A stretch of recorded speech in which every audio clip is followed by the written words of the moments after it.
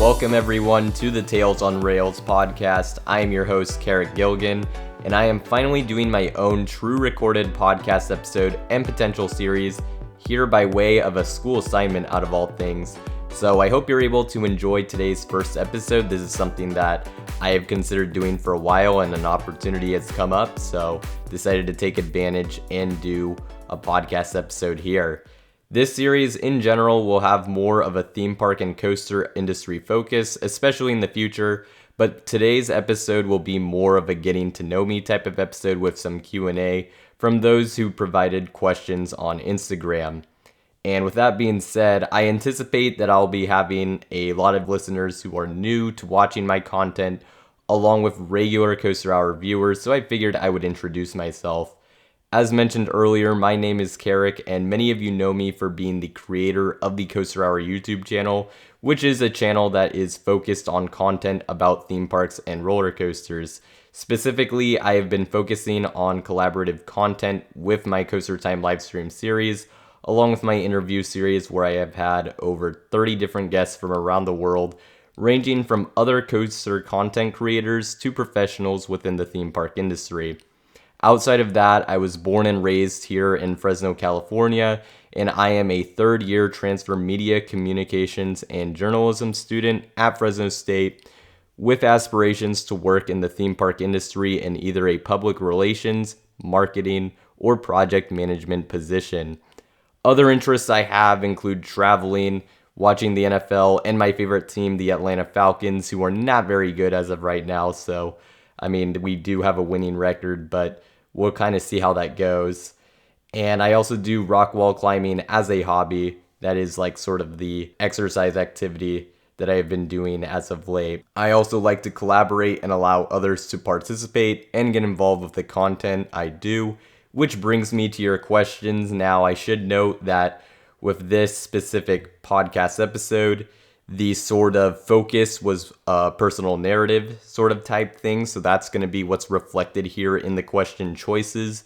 But we have a great variety of questions, some really hard hitters, along with some really fun, lighthearted questions, a great variety here. So should be a great list of questions for me to kind of roll through. And it was really interesting to see what those of you who submitted questions were able to come up with. Our first question comes from Hirsch, who was a high school classmate of mine, so very much appreciate you asking the question, and I hope you are doing well. And the question he asks is, what is a lifelong goal of mine, and how am I pursuing it? So this is interesting because I've had a lot of interest in possible sort of career paths and things that I've considered that have really changed over the years, but one thing has sort of remained the same, and that is that I want to travel the world. And I have been fortunate enough to have been a part of many family trips where I've been around the country to Mexico, and I recently did my first overseas trip to Spain with my family, which happened last November. So in a way, I'm already kind of succeeding in that goal, but I want to be a little more independent in being able to do that.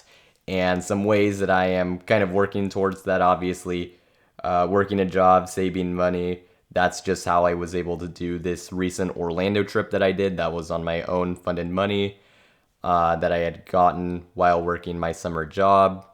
And my other hope is that with the theme park industry career that I'm pursuing, in most cases, traveling is just sort of a natural part of it. So my hope would be that by working in the industry, that traveling would be something that comes up, opportunities would come up for me to be able to go to different places. So pretty much I would hope that my career and connections would allow for travel opportunities. And also with wanting to work in the theme park industry, there's not really a whole lot of opportunities here in Fresno. And it is very possible that I may have to move, which could actually be a good thing for me wanting to travel to other places. So in the scenario where that would happen, hopefully I would end up in a place or an area that has a little more accessibility to flying long distance or overseas, or maybe is more centrally located to visiting places sort of around the country. Because Fresno the airport isn't really great for international flights outside of Mexico. And California is sort of by itself, it kind of feels like, whereas there's a lot of other states where they're kind of closer to a bunch of states with a lot of cool things to do. So I think that would also be a way that if I have to move somewhere, hopefully it would be somewhere that would have a little more accessibility for what I'm looking for in traveling. So I think that's going to be my answer there. Hopefully that kind of answers that. I'm sure that as I go through the course of things, I'll find other ways to sort of improve my ability to travel around the world, because I mean, there's a lot of places I want to go to, and so that's something that I very much am pursuing. Our next question comes from my great local friend George, who has been a really good friend of mine for several years, and he asks, "What is my ultimate career goal?" Now, this is another one that I really kind of had to think about it, and I'm really still a newcomer in terms of wanting to work in the theme park industry. I'm still learning a lot. I just went to my first theme park industry event, so in a way that's still sort of to be determined. But as I mentioned earlier, I am aspiring to go into either a public relations, marketing, or project management position. And at the end of the day, I would like to be involved in making the guest experience better at parks or on rides or attractions. And I would like to have some input on projects. I guess sort of for like maybe a dream position. There's some park presidents out there who are like sort of in charge of like entire parks that are doing some really cool stuff. I know one in the coaster community that's very well known is Jeffrey Siebert. He's been doing a lot of really cool stuff with Six Flags Fiesta Texas, a lot of transparency with the projects, and some pretty exciting projects that he's put in. So I think perhaps as in like sort of a dream goal, being a park president, I'd have to look more in terms of how you actually get there. But that is certainly something that would be a dream come true, having the ability to put my own vision and kind of work with also a lot of people in order to bring some exciting new experiences to a park. I think that would be very exciting. Jackson has our next question, and Jackson actually has an Instagram called Jackson Loves Roller Coasters. Make sure to check it out on Instagram. He's been a viewer of the channel for a while, and he actually is a ride op at Six Flags Discovery Kingdom, which is awesome.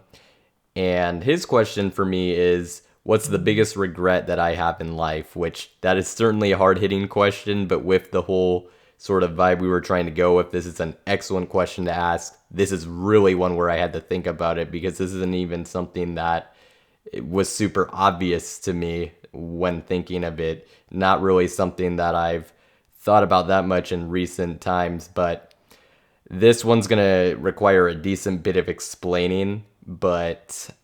And this is a very difficult choice, because even like saying that I would do this differently, like looking back, if I did do this differently, like maybe a lot of things change, and maybe not necessarily for the better. But the thing I ended up going with was my biggest regret would probably be doing cross country my junior year. So for those who are less familiar with sort of my sports career, I don't think I've talked about it as much on the channel. Those who know me know probably a little bit more about that. I did cross country and track as sports through school from 3rd through 11th grade. It was a major time commitment over that period of time, and I was quite good at it when I was at my best. And kind of getting toward the end of my career, I had dealt with injuries during my 10th grade year, and I was considering not returning for my junior year, and I wanted to focus more on having the high school experience, because I didn't really feel like I had gotten that, being so focused on sports. I also went to a second school during the day called CART, which had specialized classes in business and finance, which I was doing. I was wanting to look into other side stuff, like getting a job, maybe other hobbies, and of course growing my new channel at the time, because I had started my channel in 10th grade. So really a lot of factors were going in there, but I decided to stay because I wanted to be on the varsity team. I had a clear path and clear opportunity to be on the varsity team, which I had been trying to do for a while. We had a really good team, and I also wanted to help the team be great. So that kind of just overtook the sort of concerns and other sort of aspirations I had.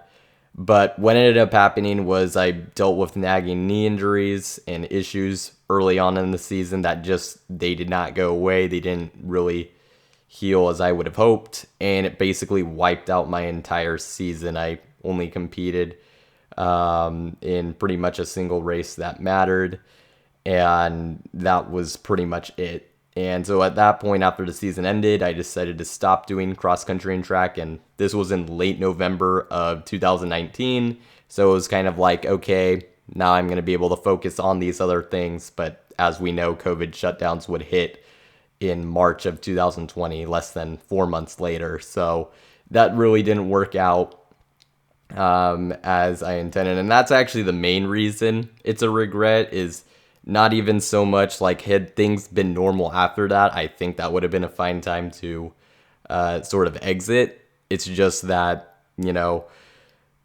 COVID really like kind of messed up kind of everything in terms of like the whole, for I mean all of us, the high school experience for those in my grade, and really the experience the first few years of even college, especially in my case, was very different than it was for really almost anybody before that. So that's why I of course, in general, I love my time during cross country and track. I was very good at it. I made a lot of friends through it.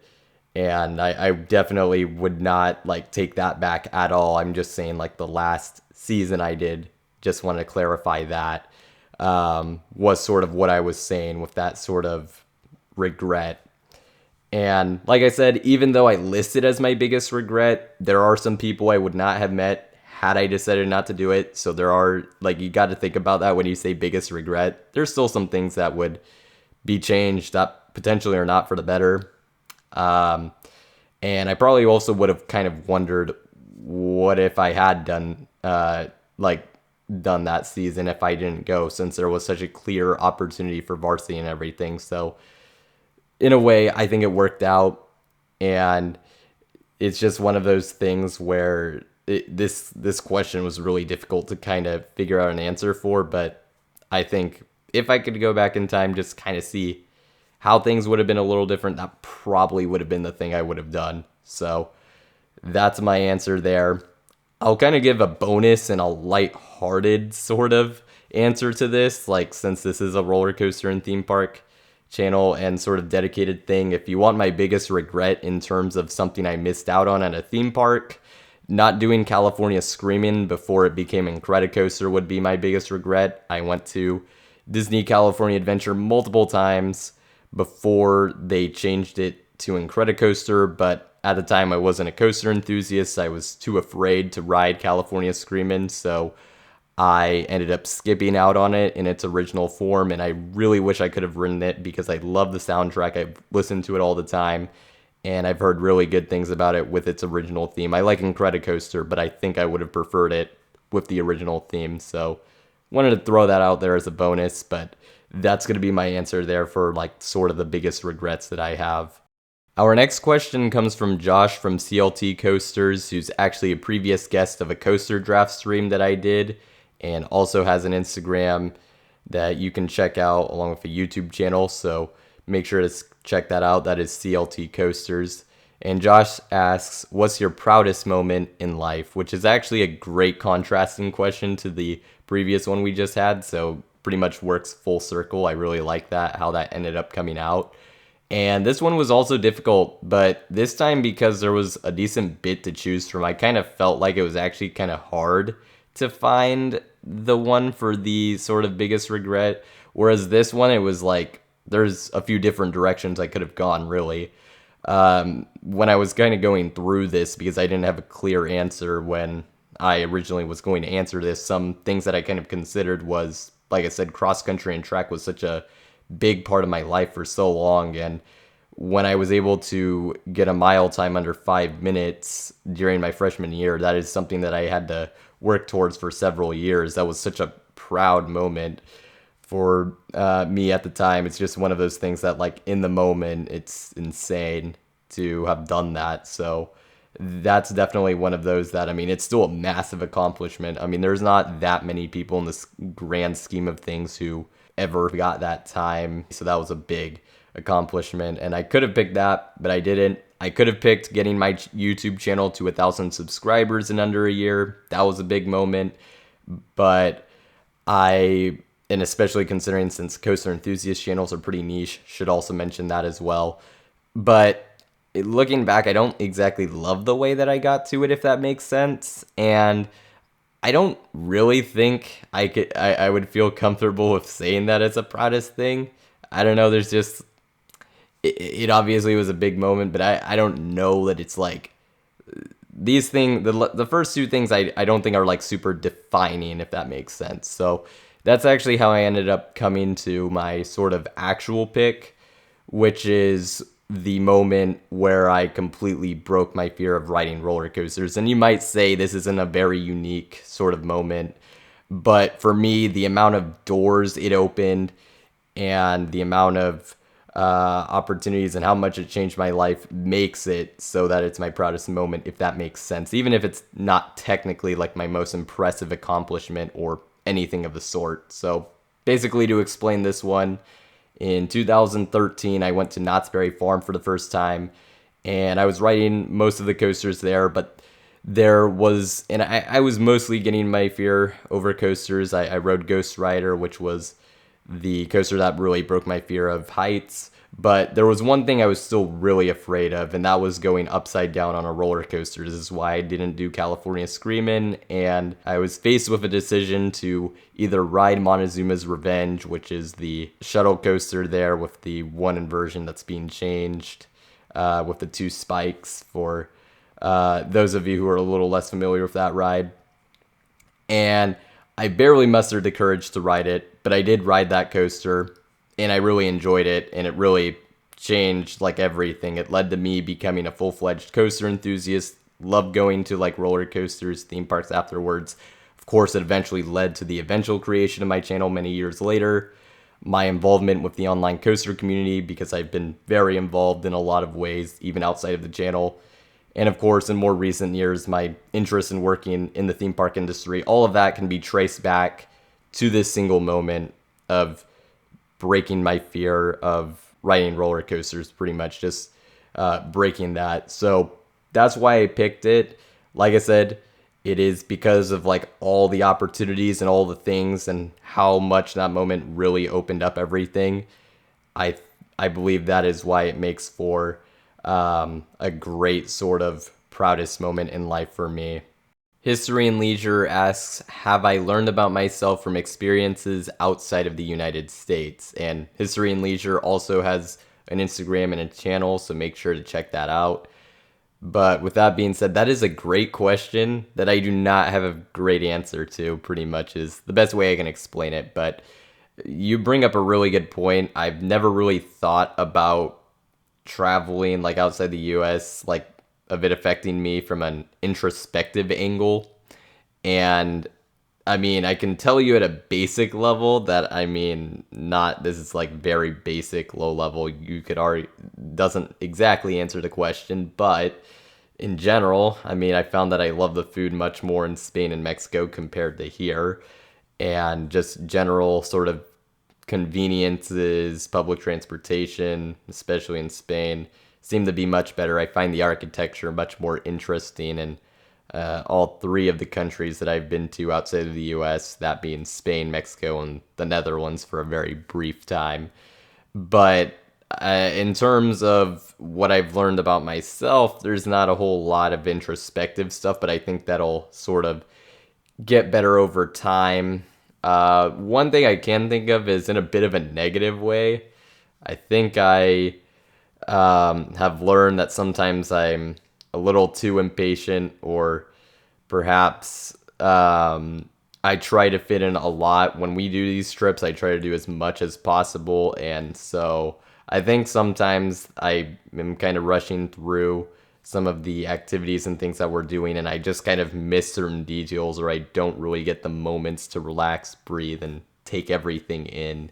And I think that's something that I could get better at, especially when I'm at all these amazing places that are far away and very different from what I am used to. I think that's something I could get better at. So I guess that's one thing I could say. But I think that the more introspective sort of experiences and things are going to be things that further develop when I travel either on my own or with like sort of fewer people, and I'm more able to have interactions with the people in the countries and such. Because since I've gone with my family, and especially a lot of these trips were when I was a lot younger, my interactions with other people is relatively limited, if that makes sense, when I'm at these countries.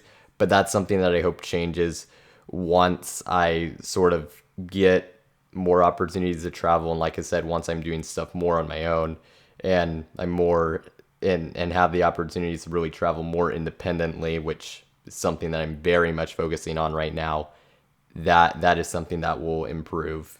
Our next question comes from Adria, who's a great friend of mine. Met her through cross country many years ago, and she's actually a fellow student at Fresno State. So really appreciate you asking this question. And actually, there's two of them. So the first one's actually going to be who has inspired me lately. And this one was actually a pretty easy one to come up with. Now, it's not going to be a celebrity or anything of that sort like one might expect, but having just gone to SkyNext in Orlando, which is an event for aspiring theme park industry professionals, I'd say a lot of the speakers really sort of inspired me. They had some great stories, knowledge, tips, and information that really has inspired me to look further into future industry events and asking questions and everything of that sort. So they have been very helpful. Listening to them was extremely helpful, and I'll give a shout out actually to a few of them. Pretty much everyone was amazing, but Tom Ivan, he is the vice president at a chain of parks called Premier Parks. He worked at Six Flags during a very interesting time in their history, so that was fascinating to hear about. Melissa Oviedo from Nassau. I had no idea what Nassau was, but they are a really cool company. They've done theming projects for Disney and Universal that are incredible. So they are behind like some of the greatest looking, honestly, theming at any theme park in the entire world. So that was really cool to kind of see. And then Susie's story was another one who she's actually in the field. She's been in public relations for a long time. And so that's kind of the field I'm looking at going into. So hearing from her was amazing, and talking with her afterwards was also really great. So I would say for who's inspired me lately, it would be the speakers at the event. And like I said, just they've given me a lot to think about, a lot to sort of look into, and I really appreciate that. Now, this second question is definitely an out of left field one, and one that I probably wouldn't answer, but the timing for this is very convenient, so I will be answering this one. And so Adria has asked, is Taylor Swift the music industry? And this is something that I would like to say no, but kind of yes.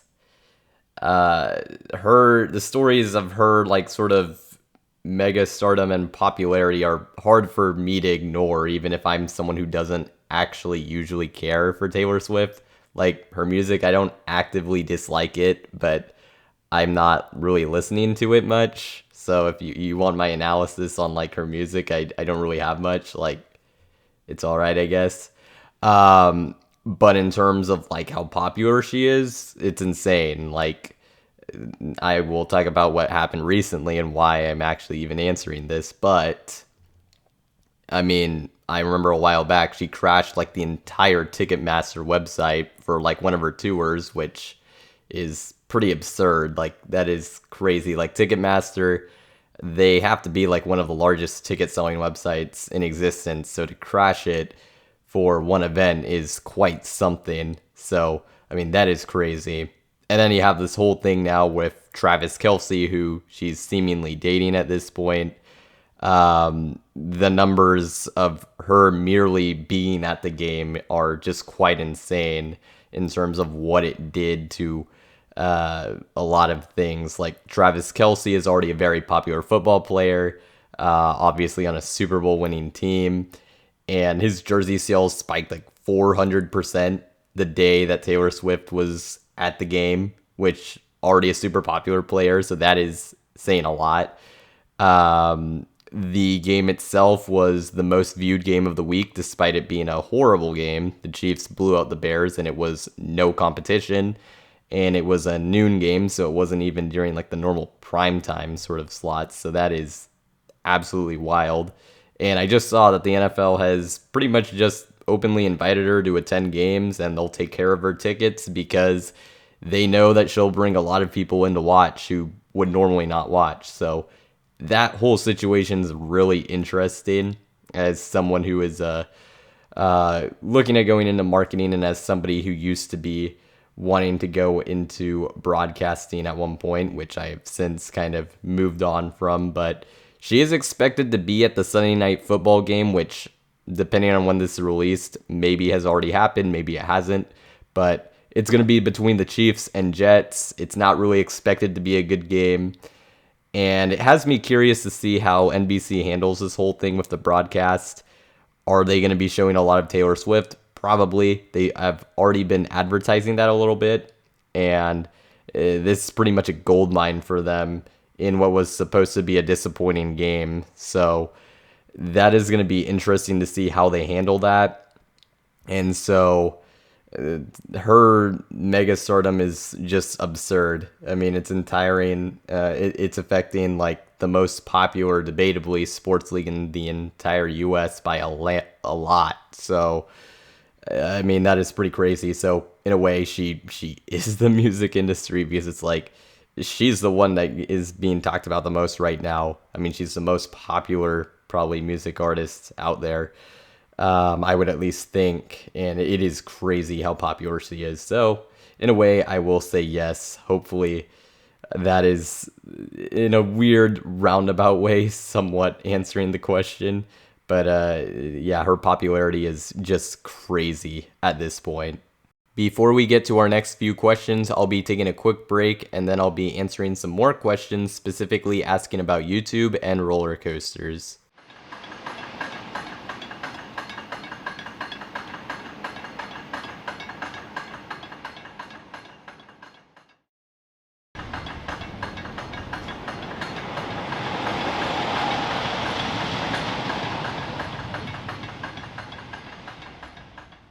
Our next question comes from Matt Roberts, who is asking, is it hard balancing an already existing YouTube platform with going to school?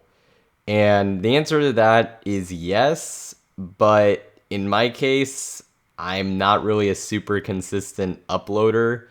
And so because of that, I also, because I'm not depending on my channel for money like some other people are, it isn't something I have to stress over too much, because I know, like, obviously I want to get content out for those watching, but if it takes a few weeks for something to come out, it's not like the end of the world. And I have found ways to kind of utilize free time to prep, like say I'm in a class and I'm working on something on a computer, I get it done early, and there's not really a whole lot else going on. I'll kind of work on updating some info or getting some prep done for a stream, or in this case I'm literally using a school assignment for content. So finding creative ways to utilize whatever sort of weird free time comes up is certainly one way that has sort of helped. And then there have been times where I have had to take a break from putting out content. This last spring, I mean, I had the moving out and I was working on getting a job and the whole bit. So I had to take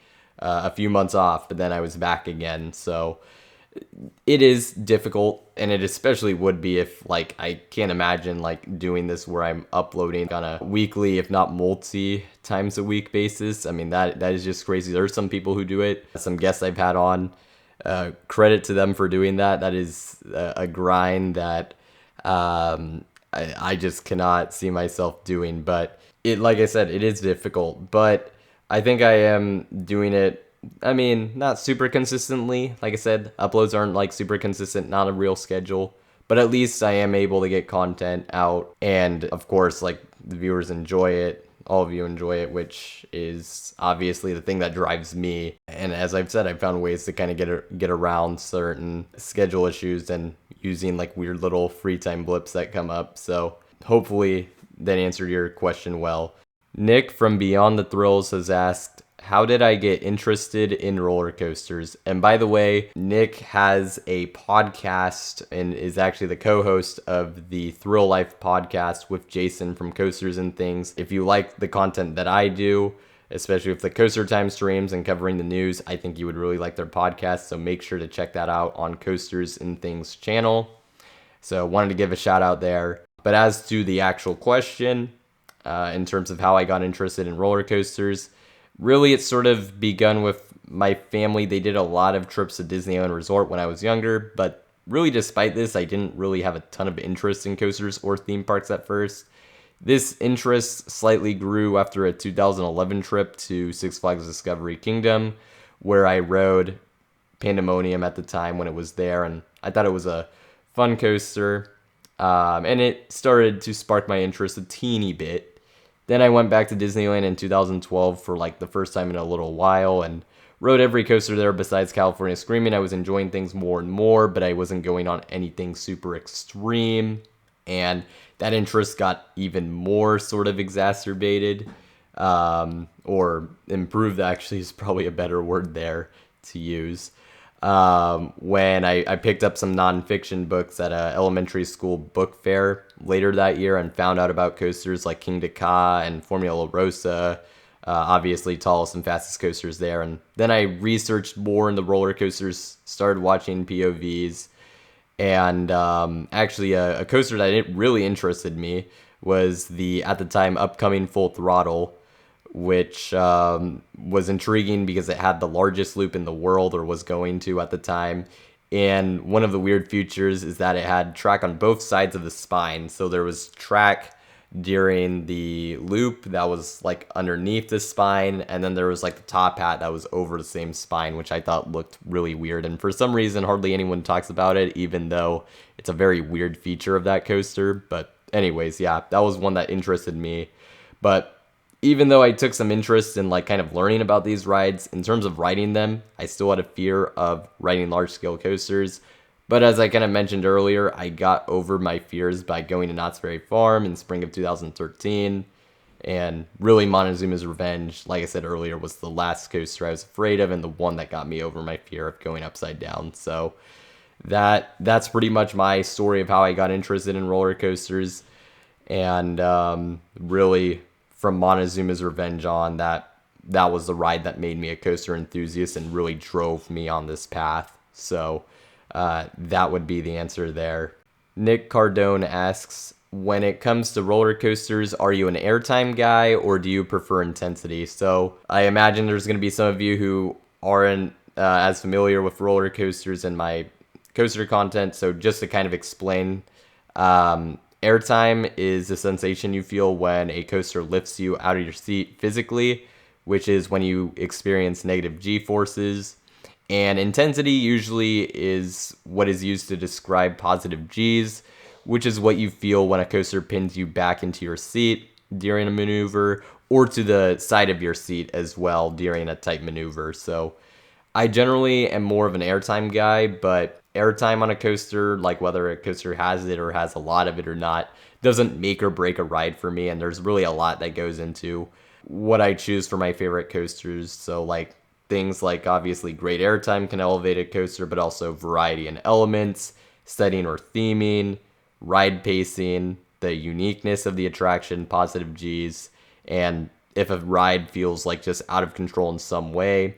These are all things that, if executed well, can really elevate a ride for me.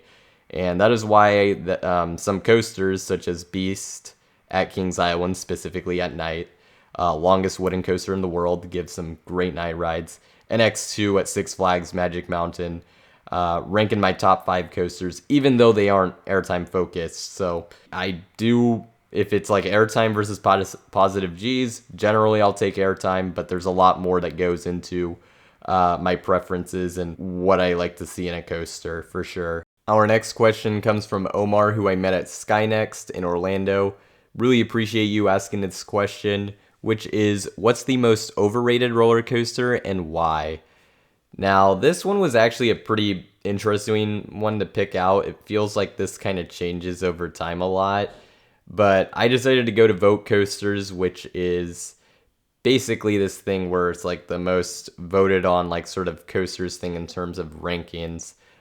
People from around the world vote on this, and they had a voting last year, and I found the coaster that I figured was like the one that stuck out the most, that I really don't understand outside of historical value why like people rank it as high as they do, and that is New Texas Giant at Six Flags Over Texas. Now, I know that this coaster, like, no one or hardly anyone's calling it like one of the world's like absolute best coasters, but I still do see a lot of people rank it quite high in their like overall rankings, and right there with the other RMC coasters, even if it's on the lower end, or even if it's like in some of them I've seen like people rank it in the middle or higher, where to me this is far and away the weakest coaster I've ridden that has been built by RMC. It is my number 60th coaster out of 178 I've ridden. I keep track and rank all of them. And for those of you who aren't as familiar with who RMC is, for those of us who are in California, you can think of Twisted Colossus at Six Flags Magic Mountain, Railblazer at California's Great America, Joker at Six Flags Discovery Kingdom, and the recently opened Wonder Woman Flight of Courage. All of those coasters are built by RMC, so wanted to clarify that. But with that being said, I've ridden 9 RMC coasters, including a decent amount of the ones that have been considered at like the low tier or like the worst ones, which include Joker, Twisted Cyclone, Wonder Woman Flight of Courage, and to some even Railblazer at California's Great America. And all of these I found were far superior rides and are really actually awesome rides, even if some of them don't quite live up to what some of the best RMCs are, at least in my opinion. Whereas New Texas Giant, it's obviously a very historically important coaster. First coaster RMC ever made. First hybrid conversion of a wooden coaster. Like, it did a lot, and we wouldn't get all these other rides that RMC made without it. But as a ride experience and how it holds up today, I just think it is quite a bit weaker, and I think a lot of people don't quite acknowledge that. Granted, it's all up to opinion, but I just think it's kind of, it's pretty obvious that sort of the airtime and the pacing is nowhere near as strong as the other RMCs, and the ride is especially quite tame compared to the rest of the coasters that I have ridden that RMC has built. Now, I'm not trying to absolutely trash this coaster. It is still a fun ride, but pretty much I'm just saying it's not a world-class coaster. It's not really near the other RMC coasters, and it feels like I'm kind of out there with this take, so I kind of wanted to mention that for the overrated coaster, that I just can't really understand why people put it the place that they do, because there's some coasters where I can disagree, but I can see where the argument could be made. But New Texas Giant is one of those where I have a hard time seeing it, like I said, outside of historical value, or maybe if you like it was one of the first RMCs you rode and you think remember it being better than it is, I could also see that. But just wanted to mention that one. Like I said, still a fun ride, just I'm a lot lower on it than most. But I did want to kind of counter this with a shout out to an underrated coaster. And as a Californian, I do think that the Giant Dipper at Santa Cruz Beach Boardwalk doesn't quite get the recognition it deserves in terms of an underrated coaster. I think those who ride it, and there's some people who have really given this coaster high praise who've ridden it recently, but a lot of enthusiasts who go to NorCal tend to skip this coaster in this park, and it's a little bit out of the way, so I do understand like logistically why it's hard to do. But I think this is a ride in a park that a lot more people should try to ride, because for a coaster that turns 100 next year, it is maintained incredibly well. It runs great. It provides some nice pops of airtime and some very aggressive laterals at points. This is not your sort of typical old school wooden coaster that sort of is more on the family side of things. This is a very aggressive old wooden coaster that, like I said, has been maintained incredibly well. So I think it's a very special ride and deserves more recognition. And so New Texas Giant would be my pick for most overrated coaster. And then, like I said, to sort of counter that, an underrated one. I don't know if I'd go most underrated, but just an underrated coaster in general. Giant Dipper at Santa Cruz Beach Boardwalk would be my pick there. Our final question comes from 360 Coasters on Instagram, which is least favorite non-kiddie coaster that I've been on and why. Well, my least favorite non-kiddie coaster is just my least favorite roller coaster in general, which is Boomerang Coast to Coaster at Six Flags Discovery Kingdom. Now, I will mention that Boomerang coasters are pretty much my least favorite coaster model out there, since the ones that I have ridden are quite rough and rattly. I don't really find the elements all that interesting. You just have basically, in terms of inversions, a vertical loop and a cobra roll, which, I mean, especially cobra roll going backwards is just brutal. So I just don't really find that really that interesting. And the going backwards feature would be cool, except for the fact that the ride's so rough and rattly and you can't really prepare or anticipate anything that's coming, which makes it oftentimes a miserable experience. So on this specific one, this coaster was very rattly and I was stapled in a uncomfortable position, like not like sort of to the side. I was sort of leaning to one side, which did not make things very good. After the ride I ended up having a headache that lasted for a few days, and it's really the only coaster that's had that bad of an effect on me. So for that reason, it was pretty easily my least favorite coaster that I've ever done, which also is unfortunate because for the longest time I had Coast Rider at Knott's Berry Farm, which is the Yellow Wild Mouse coaster, not Ghost Rider, but Coast Rider. That one was my least favorite because of the horrible shin guards, but for a long time, but that changed because of this one ride on Boomerang at Discovery Kingdom. Now, I will also mention my favorite coaster of all time, like I said, just to kind of have both sides of it, which is Voyage at Holiday World in Santa Claus, Indiana. I rode it last year for the first time in July, and I was really impressed with the coaster. It was already my number one, and I knew I had to return this year and ride it at night, trimless, during Halloween nights, which basically they have the wooden coaster open at night, which is incredibly rare because this park doesn't usually open late enough for the ride to be open during that time. And there's a mid-course trim that is deactivated for a few hours during this time frame. So the coaster runs at its best during this time of year. And I mean, it was amazing. It's the second longest wooden coaster in the world, 6,442 feet long. It's just an insanely long ride with a lot of variety, over 24 seconds of airtime, which is just heavenly. It also has a really nice setting, being in the woods at points, going into tunnels underground, and a great variety with its layout, with the beginning being high, off the ground, big hills in the beginning.